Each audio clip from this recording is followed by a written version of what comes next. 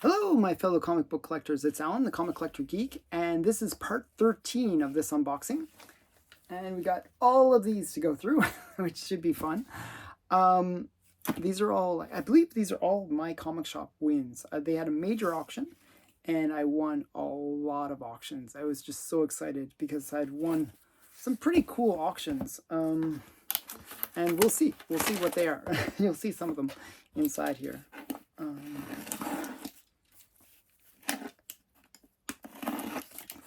Get this out.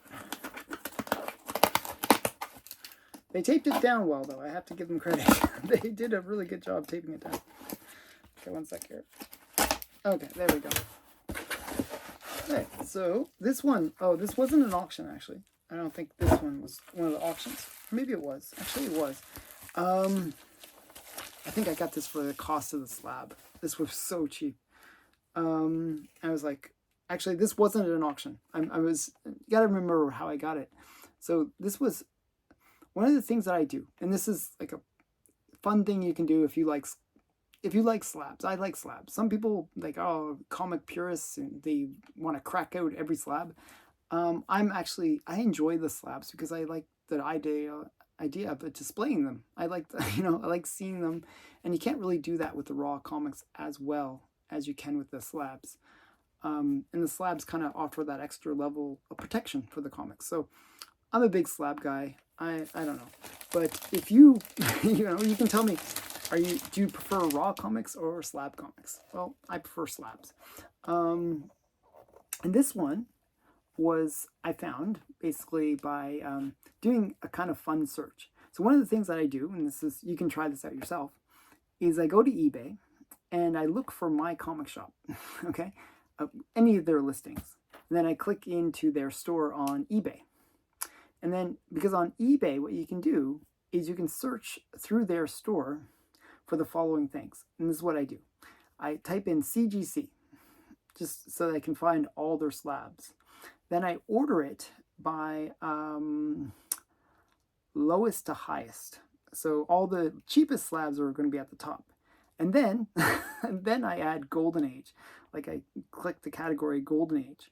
So then it's the cheapest Golden Age comics that are slabbed at the top.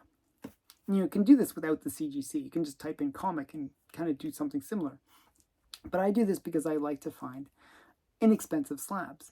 And this one, I think it was like $20 or $30. It was like basically the cost of the slab. And I was like, that's so cheap.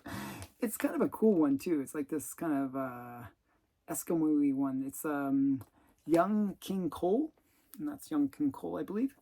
And he's basically like a detective explorer kind of guy.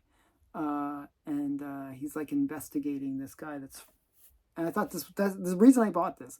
I thought this was kind of cool. He's investigating this guy who's frozen in the snow. Like you can see his arm, just his hands hanging out. And it's just a really interesting, I thought it was just such a morbid / interesting cover. I thought for the price, why not? Probably not worth any more than that. It's not like this is like a major collector's item or anything like that, but I just thought it's such a great price. Why not? And it's like a reasonable grade, 4 or 5. So Young King Cole, Volume 2, Number 4 from 1942. That was just a really kind of interesting one. Like, isn't that morbid? Like, sort of, I don't know. Maybe I have a weird morbid sense of humor. And it has like a little reward thing on it. I don't know what that is all. Yeah. It's one of these things where I like covers that kind of engage you and make you wonder what's the story inside. Yeah, and I think that does a pretty good job of doing that. Okay. Okay, next one. Let's see if I can get it out. Okay. Throw that over there. Okay. This one, actually, I was stalking for about a year. I don't know why nobody bought it. And they kept on lowering the price. So I was like, it's finally in the price range I wanted to get it. And then they also had like a major auction where they dropped the price, not major auction, major sale where they took like 10 or 20% off the price. So not only was it I had dropped to where I was kind of comfortable with buying it, but then it was another 10-20% below that. So I was like really, really happy. And it's a really high grade. Like, well, for Golden Age. This is a 5.5. Rangers Comics, number 27. And it's, I believe it's, I'm not sure who did the cover. I would have thought Joe Doolin.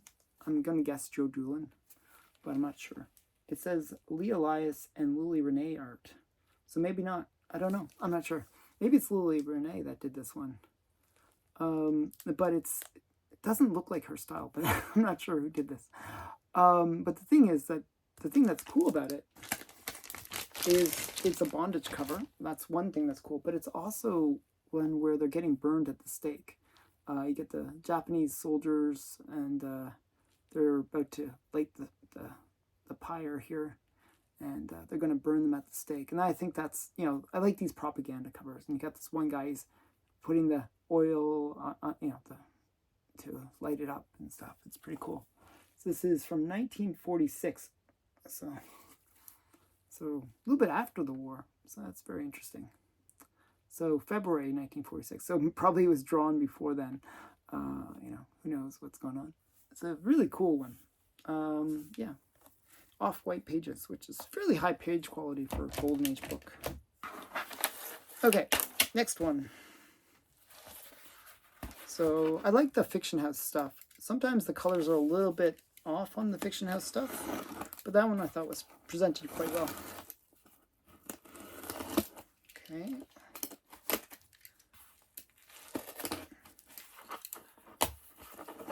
Next one. Okay, some more cool stuff. Okay, so this is Confessions of Love, number 5. This is an LB Cole cover. I'll take it out. And this is the interesting thing about LB Cole is the use of color. It's usually very distinctive. So LB Cole did a lot of his own color art. So he would color his own artwork.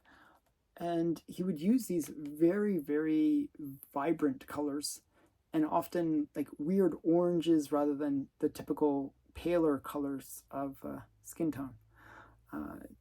So it kind of made his artwork very distinctive, and highly sought after, actually, because people thought it was kind of cool. So this is LB Cole. Star Comics is actually owned by LB Cole.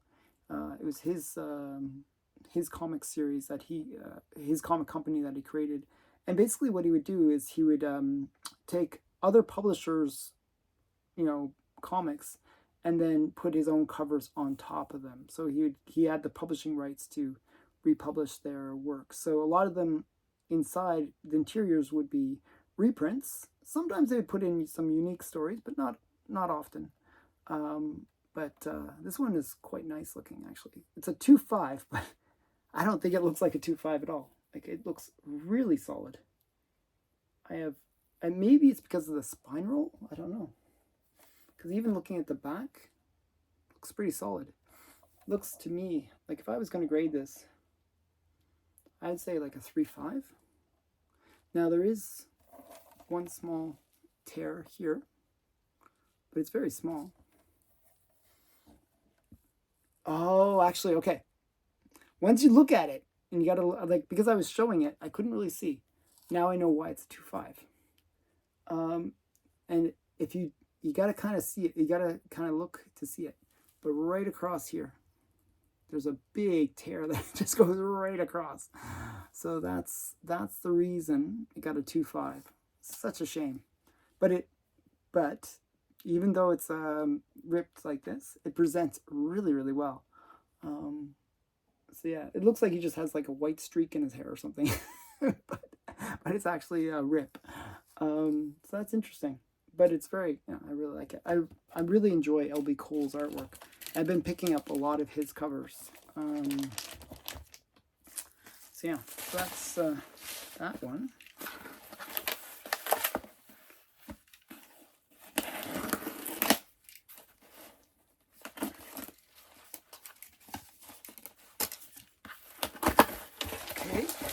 another cool one.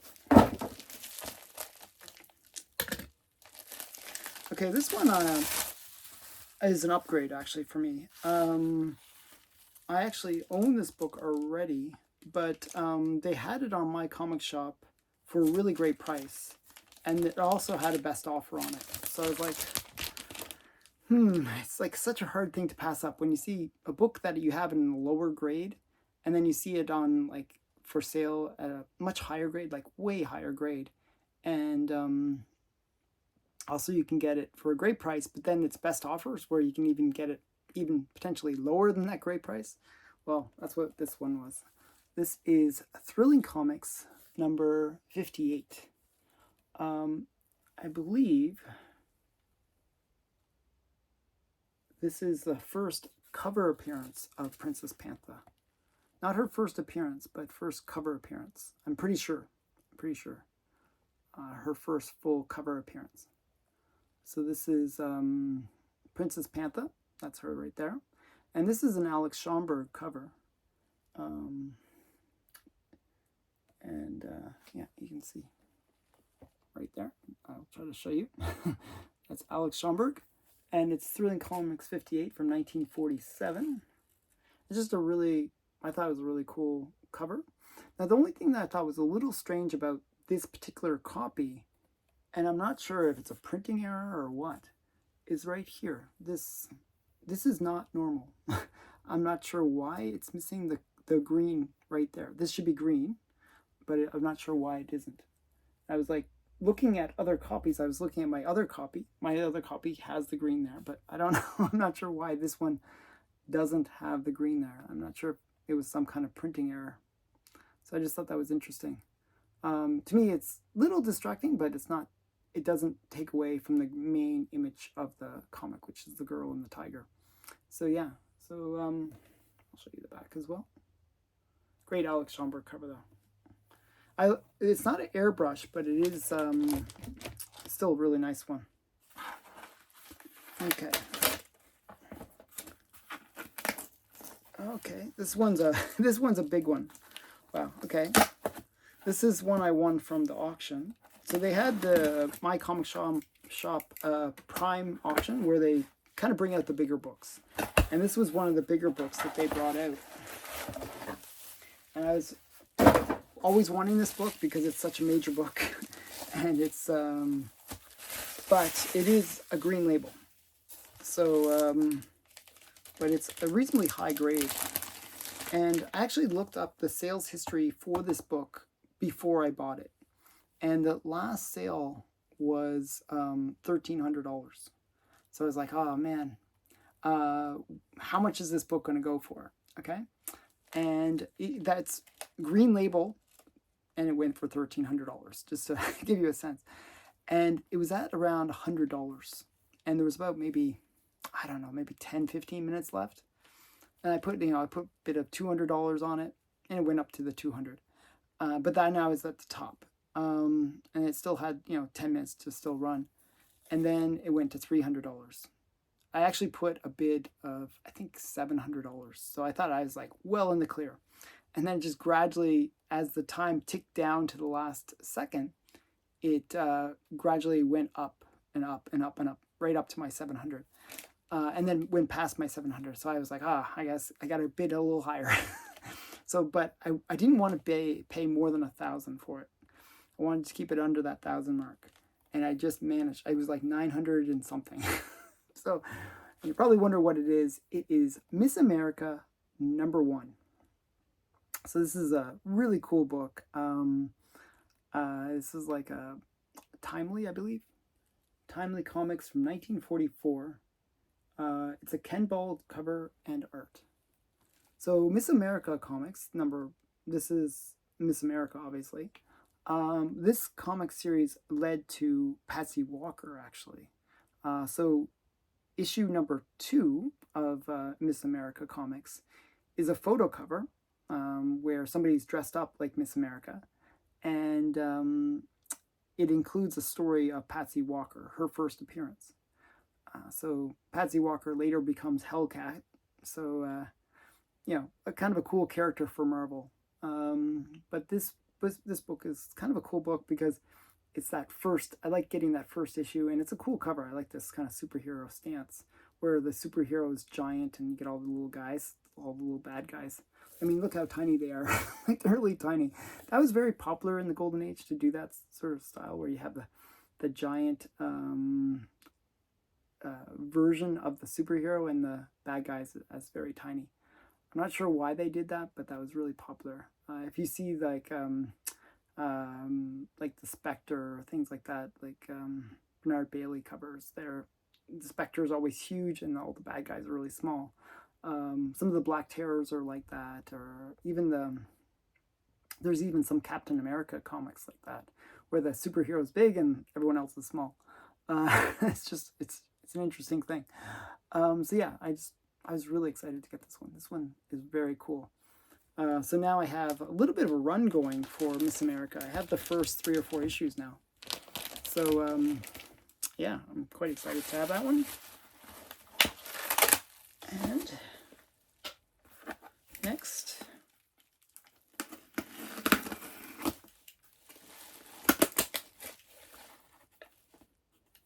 I'm hoping one of the bigger books, there's actually a really big book that's going to be in here somewhere. I'm hoping it's soon. Nope, not this one. But this is still a cool book. This was another one that was in the auction collection. And I was actually expecting it to go higher, but it kind of went for, I think it was like $30 or $40. And I actually have this book, but I wanted it as a 9/8 slab. Just because, again, I like slabs because I can display them. I like the idea of being able to display it. And I really like this cover. This is a J. Scott Campbell cover. And it's got like the Black Cat and Mary Jane. I just thought it was a very sexy cover. And to get it in a 9/8 is something that I kind of wanted. You know, in these modern comics, it's best to get them in the 9/8. You know, generally I go for 9/4s, but when it's a modern comic, I feel like, you know, there's gonna be almost no resale value for 9/4 unless it's a really hot book, and those 9/8s are pretty much the only ones you should be getting. I kind of feel that way, but you can tell me in the comments below if you agree with that or not. Yeah, this is Marvel Comics from 2022, so just last year. And I picked this up when it came out on the newsstand, but it's cheaper for me to buy it as a slab than to get my copy sent off and graded and come back. So it's strange how that works. That's why I wanted it. Yeah, I was glad to win it at auction for a really great price. Okay, we got 2 more to go. And, okay. Let's see what this one is. This is another modern comic that I picked up. Again, I was mentioning that I sometimes do a search on my comic shop for cheap or affordable CGC slabs or graded books, and that's how I found this one. It was actually CBCS.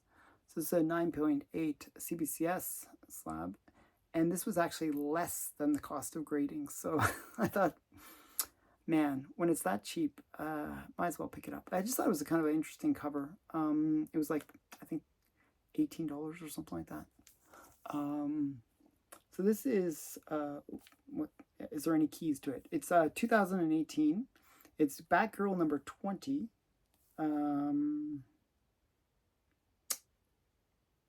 It has Black Sun, Penguin cover and appearance. Contains 6-page preview of Curse of Brimstone number 1.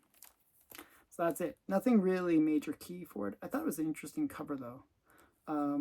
Yeah, with the girl, with Batgirl's hand sort of peeking out of the snow and her eye peeking out of the snow. Yeah, something's bad has happened to her. So I thought this was kind of an interesting one. And here's the back as well. It's a very cool comic. Covered by Dan Mora. So that's interesting. Okay, last one. Let's see. Hopefully it's the big Grail book. There's one Grail book that I got from my comic shop. I'm just kind of hoping to get it soon in one of these unboxings, or one of these parts of this unboxing. There is one really big book from my comic shop. If it's not in this unboxing, it'll be in the next one. Oh, actually, this one's not the one I was thinking, but it is a big book. Okay, so this one was one that I won in that same auction, and I won it for a great price. Just I was like, wow, this is a really great price. I'm so happy. This is Freelance Comics, Volume 2, number 11. This is a Canadian white. Now this is kind of a cool Canadian white because you got the hero. I'm not sure. I'm not sure what's his name. I'm trying to remember his name, and I'm forgetting something with. So if you guys can, I'll zoom in so you can see who it is. And I want to say Captain Victory or somebody like that, but I don't know who it is. But this one is interesting because he's jumping down on, it looks like almost like a Hitler-like kind of guy, but it's a Nazi car. You see the little swastika there and stuff. It's just a really, really great cover. And this is typical for a Canadian white. There actually are color editions of Canadian whites where it's full color on the cover. But typically Canadian whites, and the reason they were called Canadian whites is there's black and white, like the artwork is done on black and white. That was one of the things that they did to keep the price down on these books. These were published during the war in Canada, and when there was a trade embargo between Canada and the United States. You couldn't bring in American comics into Canada. So what they would do is print the same comics here. Like they would buy the licensing rights and they would republish them in Canada. Or sometimes they would create their own characters and publish them in Canada. But they would do it very cheaply because there was a war. This is during the war. Paper was pretty scarce, and they, try to cut costs wherever they could. So this is from 1944, Anglo-American Publications. And yeah, this one is a conserved one, and I'll read what the conservation is. Restoration includes pieces added, spines split, sealed. But this is actually a really nice copy. I mean, these Anglo-American comics, these Canadian whites, usually are really beat up. Like the paper that they used, as I said, paper was at a real premium. It was just really rare, even. They would use almost like a toilet paper. It was like paper, like I want to say paper thin, but it was toilet paper thin. It was just like really bad. So finding these in anything above a 2 is actually a big deal. So this is a 5.0. It's a fairly high grade for a Canadian white, and I believe this is the only one of these on the census. So just to give you a sense of how rare they are. It's a very cool book. Very cool book. I'm quite excited to get that one. Especially ones with that war propaganda kind of covers, where you can really sense that it is World War II and has a little extra history to it. So I enjoy those. What do you think? Do you like these ones? Tell me in the comments below. And thanks again for watching. Please remember to like, comment, and subscribe to the channel if you haven't already. And bye for now.